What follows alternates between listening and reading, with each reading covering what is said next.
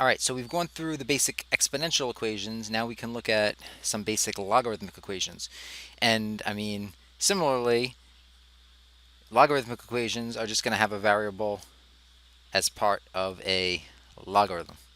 So you can probably see what's going to happen here, right? With the exponentials, we took logs on both sides. So now with the logarithmics, we're actually going to do what's known as exponentiating on both sides, which basically means you just turn each side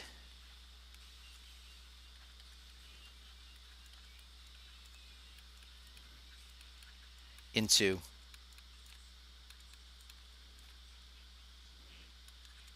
an exponent, right? That's why it's called exponentiating, right? You're making the sides of the equation exponents. Okay, so it's going to start out the same way though as your exponentials did. You're still going to isolate the log expression. So in this case, I have the ln of 4x, so that's my logarithmic expression. So I want to isolate this, so I'm just going to divide both sides by 6. Right? So what do I have? I just have the ln of 4x equals 2. So natural log of 4x equals 2. There's my isolating. And then now I make each side an exponent of e. And again, the idea here is why use e? Because I have the ln of 4x equals 2. And remember, ln means base e, right? Log base e. So what I'm going to do is exponentiate. So that means I just write a big E pretty much on both sides. And now each side, so the ln of 4x and the 2, they now become exponents of that base e. All right? And now the idea here is I've now set up my inverse property to be used again, because e and exponential base e and log base e are inverses of each other, so they're just going to cancel out, and I'm just going to get my 4x equals, now e squared, nothing cancels, it's just e squared. Right? So 4x equals e squared, and then of course I'm just going to solve that resulting equation, right? Which in this case is simple, just dividing both sides by 4. So I would just end up with x equals e squared over 4. And again, e squared over 4 might not be obvious, what number it is roughly. So that's one that you might want to put into the calculator and just get an approximation for, right? So if I just go into the calculator and do second ln, which is e to a power squared divided by 4, that's going to give me my approximate solution. Okay, and my approximate solution then is 1.8473. So again, the idea is you have your exact solution, and then you have your approximate solution rounded to 4 decimal places.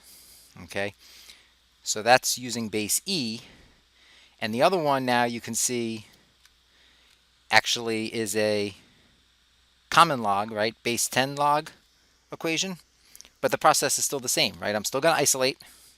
Now in this case, the isolating actually takes 2 steps because you got to get rid of this 5 by subtracting, right? So then you would have negative log of x plus 3 equals 2.6 minus 5 will give you a negative 2.4, but you still have that negative, right? So you want to get rid of that negative. So pretty much divide or multiply, whatever you want to think of it as doing, by negative 1. And then you would have a log of x plus 3 equals positive 2.4. So now it's isolated. And now I'm ready to exponentiate. But now this time I have a common log, so I'm going to exponentiate using base 10.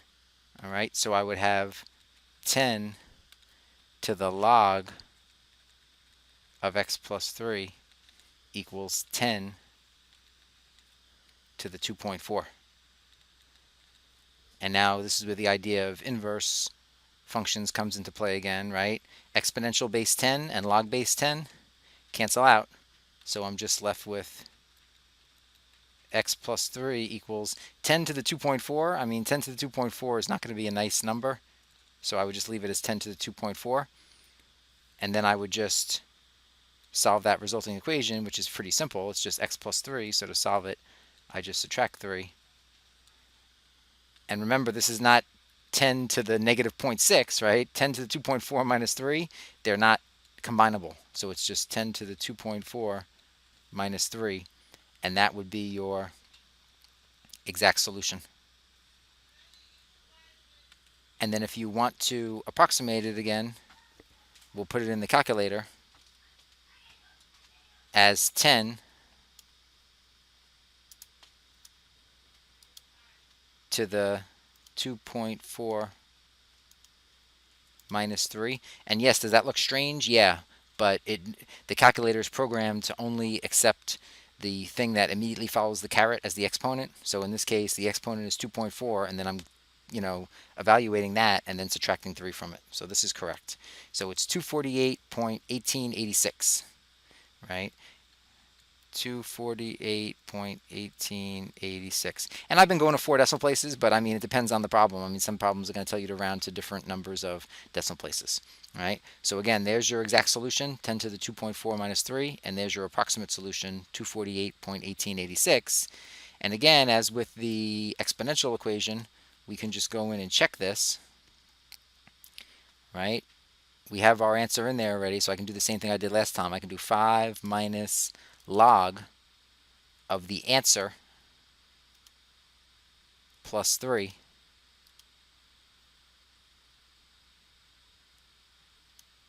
And this is actually equal to 2.6, which is the right side of my equation, which means it checks. Okay, so it does check out.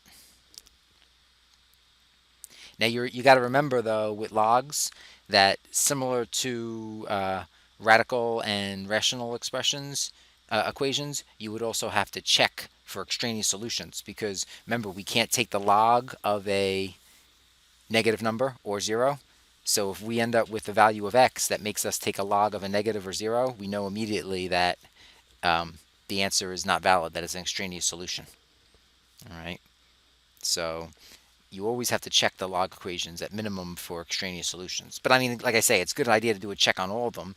And these types of problems, the exponential and logarithmic equations, they would be on the calculator part of a test. So you'll always be able to check them. All right. So that was the process for solving logarithmic equations, which again was pretty much the same as solving the exponential equations, the only difference being instead of taking logs of both sides, we already had logs, so we had to do the inverse of that, which was exponentiating.